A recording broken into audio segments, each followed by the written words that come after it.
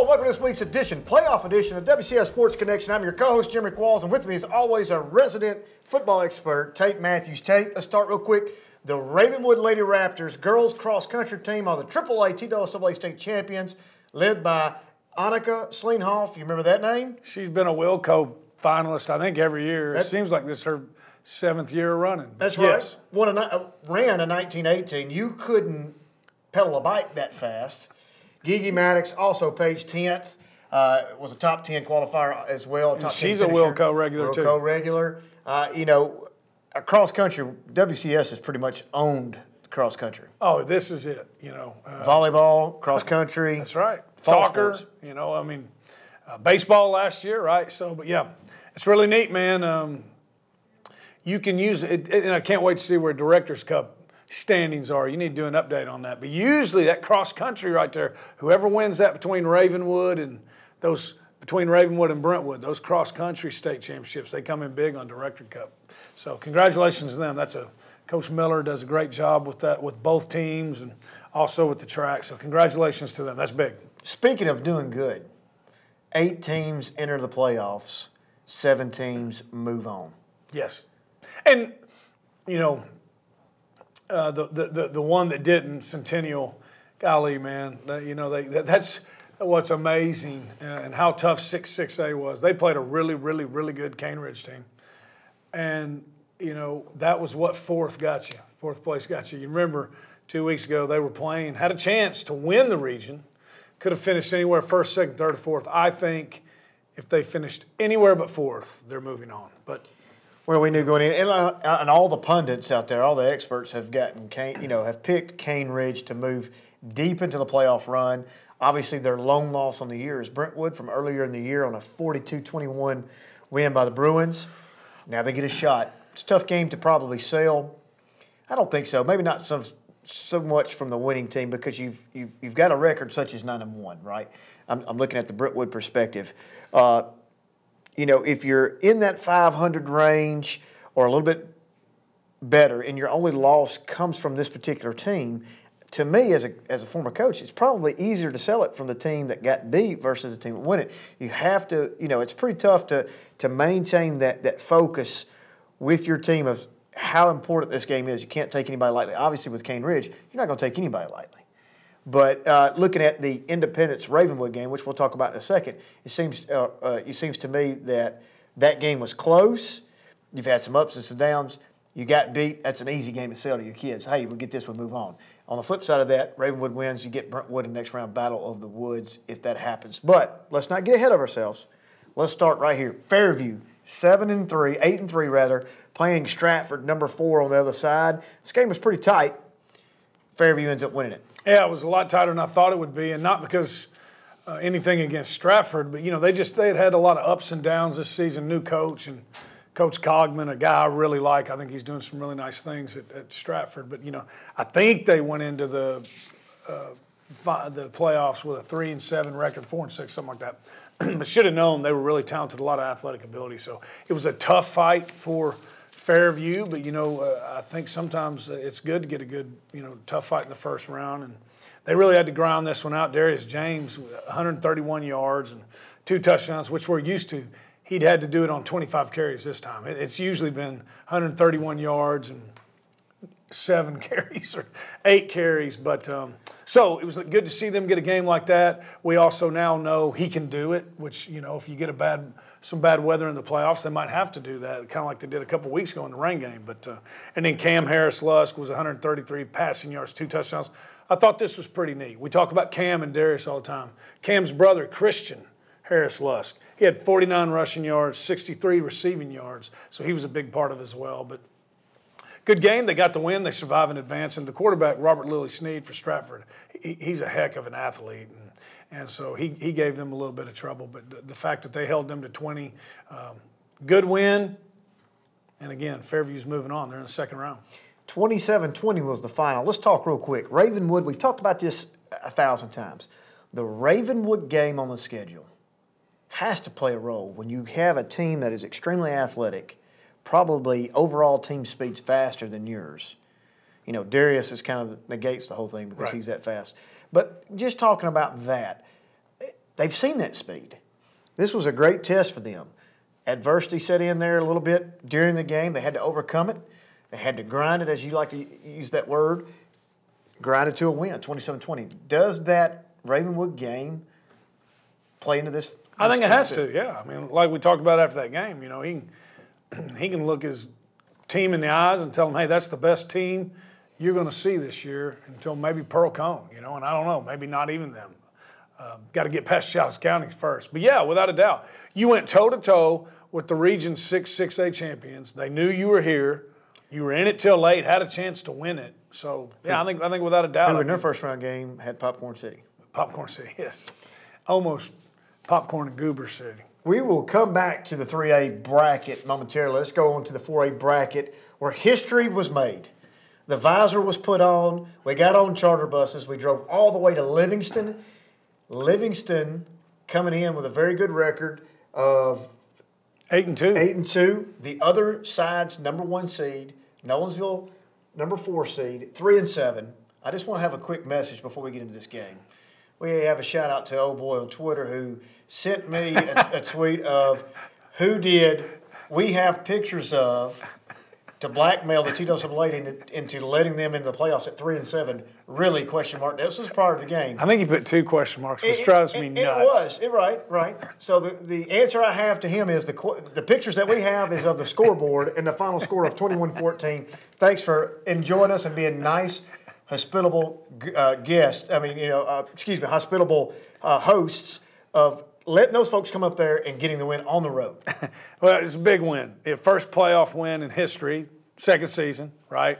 No seniors in the building. Never ever happened in history, Tails play. Never happened. Never. Unless, D2 1A or something like that. But we're going to say never. For this show's purposes, we're going to say history. That's huge. And if you've never been to Livingston, I have. It's a great place. It's a 2-hour drive on a bus, probably a little bit after that. And you go up there, and they have a great fan base. It's literally one of those towns where what you've talked about in the past, last one out the door, turn the lights off. I mean, it's that kind of atmosphere. And they went up. They had to go 4 quarters. I think they took the go-ahead score with a little 7 over. minutes to go. They sustained a drive all the way down to the 2-minute mark. Scored down with about 2 minutes. That's right. And so couldn't draw it up any better. That's right. Great win. And the thing that I loved about it is we know, especially as these rounds go, Brandon Wharton had 2 passing touchdowns, 1 rushing, it was 2 rushing touchdowns, 1 passing, and one of them was to Zach Campbell, their big play receiver. But for them to win against Maplewood and then maybe even go on from there, that's how they're going to have it. They're going to have a good balance from the quarterback position, rushing and passing. And they played really good defense, and they believed, and you knew they would do that. So everything about it was just great. Big win. I'm still not finished with our notorious tweeter from Livingston. Tell me this. Did he ever respond? Did he respond? Yeah. After the game. No, it was quiet. Turn out the lights. The party's over in Livingston. Real quick. What was Nolensville's non-conference schedule? Tell me. Oh, Brentwood. Non-conference. Well, conference-wise, they had to play Marshall. Obviously, they had to play Page. He played Spring Hill as well. Now, Livingston Academy is playing Red Bowling Springs and some other folks up in that region, right? I mean, well, no. I mean, I don't mean that was, and I know why that guy thought that, but that's another thing about how big of a win this was. Their only losses were to Cookeville and York Institute. Yeah, but the whole region swept. Nolensville's region. No, I know. But what I'm saying is, they thought they had a really good football team, and I think they did. A good football team. Nolensville just had a better football team that night. That's right. Well, I think they beat them again. I mean, Coach Hester thinks they're going to win every week. Going into the Brentwood game, how are we going to do this week? We're ready. I think we're ready. Well, you might be ready. Absolutely. Absolutely. That's right. But he really felt like, and I believed it. It wasn't just being positive. No, I agree with you. He believed they were going to go up there and win. They knew 2 weeks ago. Yep. Going in. We already had a plan. They were starting to implement that plan. That's right. Sign of good coaching, people believing. They go up there, they get a huge win, and move on into the round of the Sweet 16, which we will look at momentarily. Summit, Old Sparty, once again, rolls in the 5A state playoffs in the opening round, playing Hillwood. I don't think this is any surprise. We both predicted that. 42-7, Popcorn City, here's some interesting notes. I'm going to steal your thunder. George Odomegwu Yeah. goes over 1,000 yards for the year, and Peyton Craig is now closing in. Could it be possible that Old Sparty has 3 running backs, 3 H-backs, 3 whatever you want to call them in the wing tee? Well, how close is Peyton Craig? Do we know? I believe he's very close, and I'll have it before you finish your statement. Then we will have it. I mean, you know. Obviously, Ty Carter, Mr. 5A semifinalist for Mr. Football, looking at he's got 1,400 yards. So you're looking at 3 backs that's going to have over 1,000 yards rushing. Yep, unbelievable. And Peyton went for over 220, 4 touchdowns against Hillwood, and like you said, George was over 100. So I would say that Peyton's got a really good chance to get over there. 3,000-yard rushers, and that would be done in 12 games. So that would be amazing. And shout out to my man, Matt Zamansky. I hope I'm saying that right, Matt. 82-yard interception return for a touchdown. He got in on the scoring, too, with an INT return. So good for him. And do you know what Hillwood's mascot is? Hilltoppers. That's what I was going to say. Yeah, I thought it was a trick question for a moment there. So, anyways, Hillwood Hilltoppers. Here's what I like about it. Everybody thought that they would Popcorn City them. You know, and sometimes, you know, you can preach to the kids all you want to, and yeah, whatever, coach. We saw the film, and they went out there and took care of business. Good job. I was very impressed. And then what is this first playoff win in Summit history? First playoff win in Summit history. So history's been made. A lot of first. He keeps making first. That's right. They keep making first. So here's your numbers. Ty Carter, 12.25 right now. Obviously, we know that he's done for the year. Odomegwu, 12.02. Peyton Craig, 8.65. He is 135 away from 1,000-yard mark. You can book it. I would think that there's a good possibility that he can set that come this Friday night. We'll talk about who their matchup will be and how that matchup will go. Obviously, it's going to be with Page, but. So, who knows? Ethan Cash is back this week.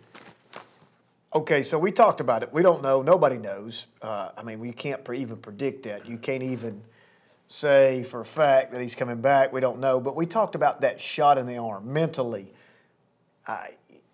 Hillwood, they knew going in they were going to beat them, right? Now it's time. Now the road test officially begins. We need to get our mental state needs to be right.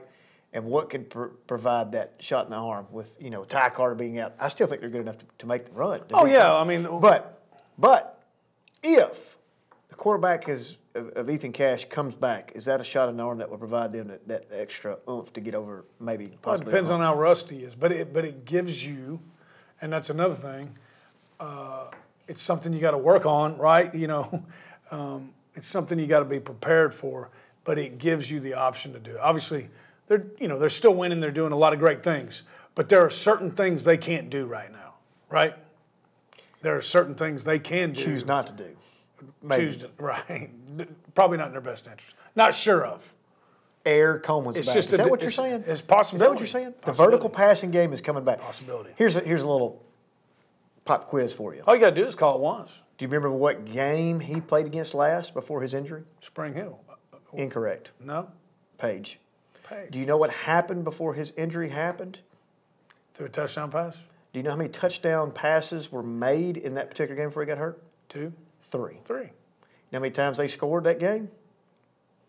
5. I think so. But the first 3 in the first half prior to him getting hurt were all balls thrown in the air. Air Coleman. They scored. Now you've got to prepare for that.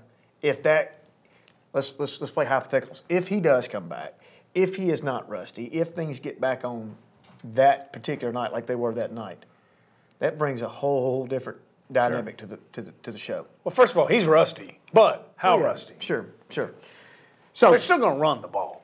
Oh, you think? Right. Summit rolls on, like I said, 42-7. Page, this is a huge win for them. A lot of people had Gallatin picked in this game, the Green Wave. We have a lot of friends and fans that watch the show in Gallatin. The Green Wave wasn't so big the Green Wave. The preacher man in Green Wave, he really likes us. He likes this show, and he likes the loves fact game day. That WCS came into Gallatin and stole another win. Well, here's what I loved about it. It goes to overtime. Right. Now, is this the Gallatin of 1982? No, but it's different, right? This is Gallatin. That's a tough place to win. It's a tough place to play. And they went in there. They go to overtime. They get a goal line stand to stop them. And then I meant to call Coach Rathbone. I should have. Bubba Johnson scores from 10 yards out. Well, that's where it starts. So my guess is they goal line stand them, and then the first play they go in to score to win.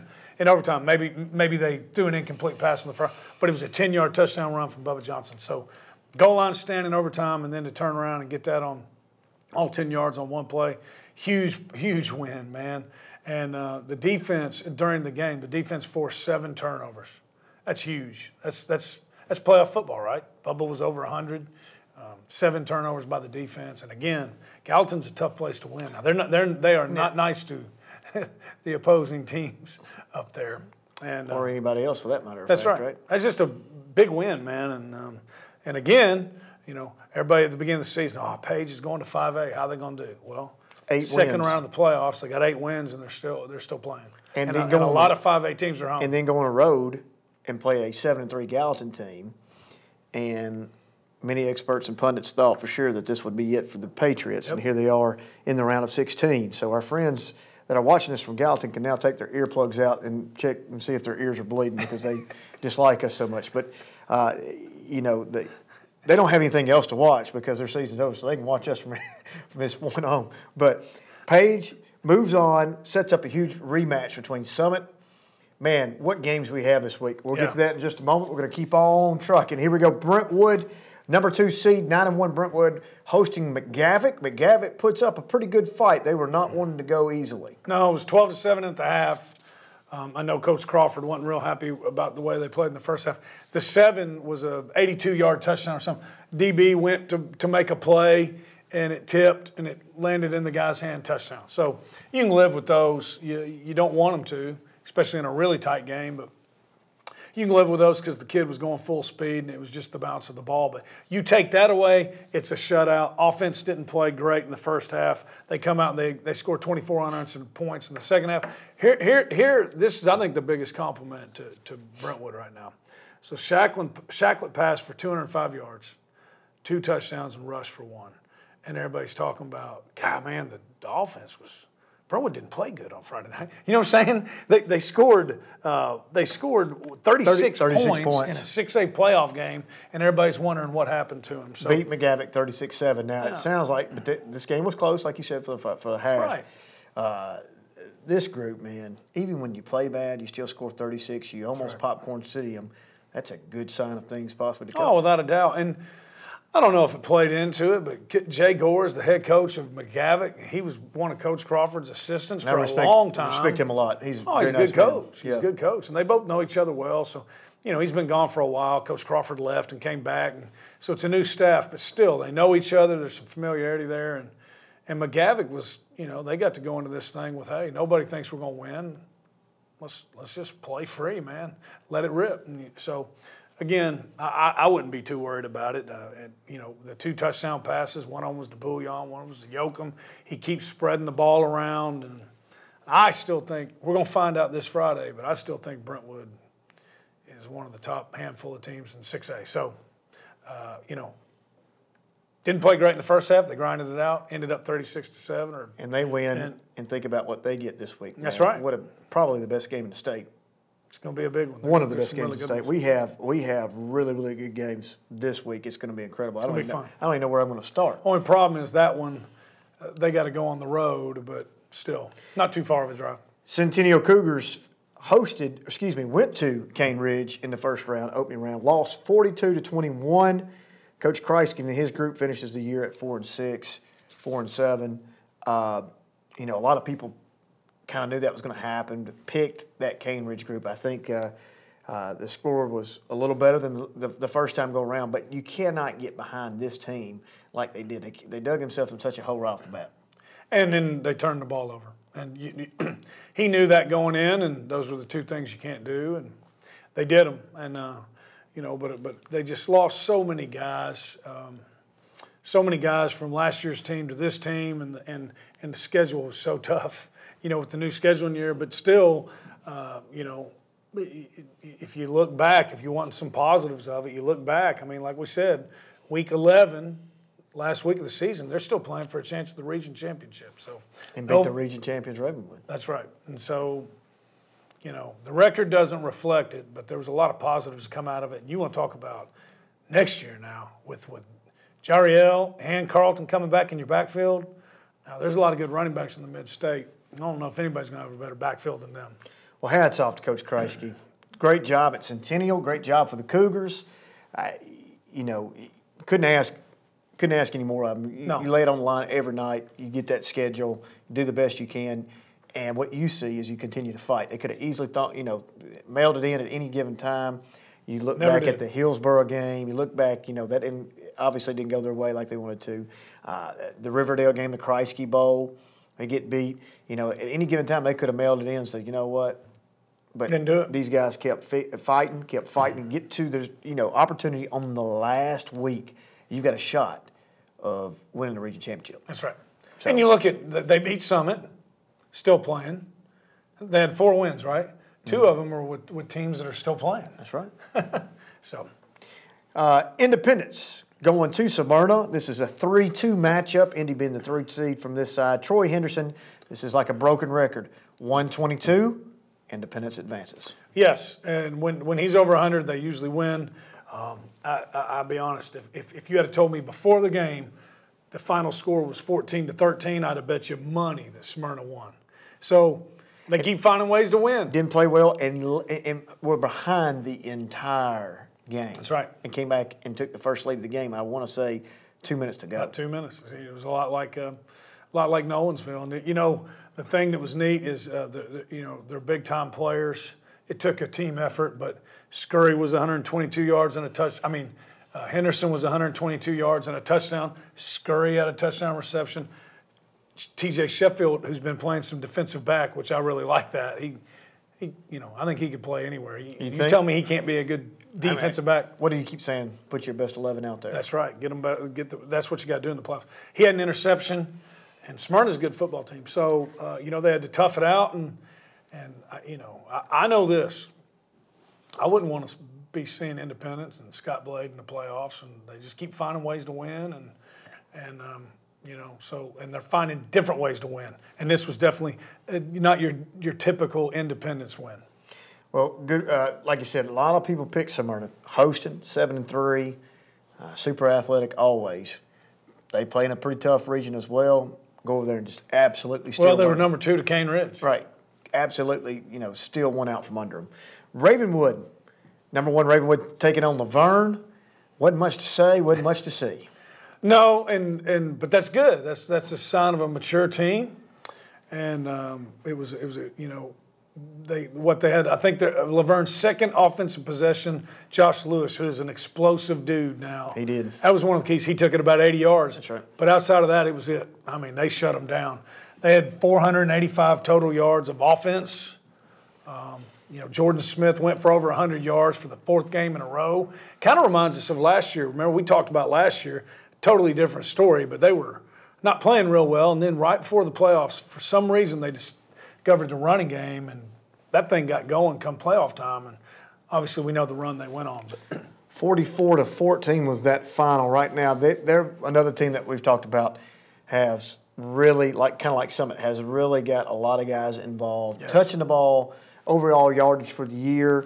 Garcia right now at quarterback. He started 10 games, 106 of 190. That's a pretty good completion rate for 1,400 yards. You know, you look at Stalkup, you look at Smith, Holmes, all looking in that 300 range, 500 range for Stalkup, 586. Smith was 627. They just keep. Yeah, I mean, they're all contributing. And then Parker Nash on the wide receivers. I believe he had a touchdown. And then defensively, Anthony McCarthy had 9 tackles and a sack. I remember from game day, he had 135 tackles going into that game. So he's at 144 tackles. He's like Pac-Man. He's just going around gobbling them up. Stalkup, 586 yards of rushing. He also has 327 yards of passing. But Garcia, over 55% completion rate right now, 190 attempts, 106 completions for 1,472. Those are not bad numbers. No. So Raptor fast, man. They distribute it out. They're quick. They've got multiple guys at different positions that can be a threat. They're different, but they and Brentwood are very similar. They have a lot of guys that contribute. 7-1. That brings us to 41-18 for the year, non-conference. What's the biggest takeaway? Very briefly, 10 seconds, go. From last week or going into this week? Last week. Oh, man. Yeah, first of all, you got 8 in, 7 of them won, and a couple of them, Fairview, Independence, they really had to grind it out, but they found ways to win, and I think it's the biggest part of it is them playing each other and against good competition, good coaching, and they're playoff ready. I think all of them are playoff ready. Well, the max we can get this week is 5. So we're looking, that's the magic number is 5 because we're going to have some elimination games. Here is what is on schedule. These games, man, I'm telling you, we couldn't put a better list of games together. Starting Fairview versus Giles County. We've got 10 seconds, man. What do we know about Giles County? Giles County, John Backus, one of the best quarterbacks in the state. They will have to contain that and have a big game from Darius James if they're going to win. Giles County advanced by beating Sycamore 50-20. Who you got? Fairview. Absolutely, the Jackets. On the 4A side, Nolensville playing Maplewood. Maplewood beats Stone Memorial 32-6. You go back 3 weeks ago, they played. Nolensville lost by 6. Only lost by 6 last time. Will and the crew have had a few weeks to game plan. Nolensville gets them. Well, you know, is there anything about Maplewood that we should know real quick? They got speed. I mean, you got to contain them, and they're going to out-athlete. You also know this, man. What did we start doing last week? We started bouncing that ball indoors. They might be saying, hey, man. It's getting cool outside. Let's go. All right, Summit Page. This is the start of the 5A. Obviously, we've talked about how they got there. Man. This is a tough one, but, congratulations for them both being there. I know this. Page wanted another shot at them. Guess what? They got their shot at them. Can they stop that rushing attack? Last week, 220 rushing yards for Peyton Craig, and everybody in the stadium knew he was getting it. Until somebody stops that passing attack, that rushing attack, I'm going with Summit. I'm going to have to agree with you. Brentwood, Cane Ridge, at Cane Ridge. This is a tough one. Cane Ridge is a lot better, but so is Brentwood. We got to remember now, they beat them 41-21. They forced 5 interceptions on Corey Andrews. He's gotten better. Brentwood wins, but it's not 41-21. It is a tight one for sure. Bomb City Bruins advance. Here we go, setting up a potential Battle of the Woods. Part 3? Part 3? Part 2. Yeah, sorry. Ravenwood, Indy. Well, it's hard to go against them, but I'm telling you, I'm done picking against Ravenwood. Every time I picked against them, they proved me wrong. I'm going with Raptor Fast. Raptor Fast. Blade Runner, Indy playing really good right now. Jekyll Hyde, which one shows up for Independence? Man, that is probably the hardest game to pick. Does that mean you're not going to pick? Battle of the Woods, round 2. We'll see you in 2 weeks. In 2 weeks, quarterfinals. Go to a game. Good games. Man, go to a we game. got the best games across the state happening this week. Best of luck to all our guys. We'll see you next time on Sports Connection.